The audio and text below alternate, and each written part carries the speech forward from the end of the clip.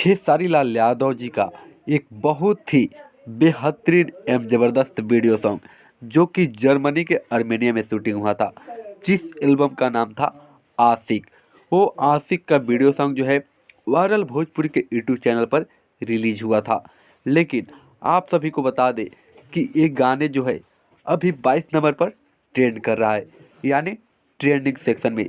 इस गाने को एडिशनल राइटर अजित मंडल जी लिखे हैं।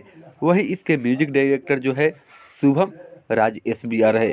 यहाँ पर जो देख रहे हैं बहुत ही बेहतरीन वीडियो जो है विदेश में, ये पहली ऐसी इंटरनेशनल गाना है जो कि विदेश में शूट हुआ था।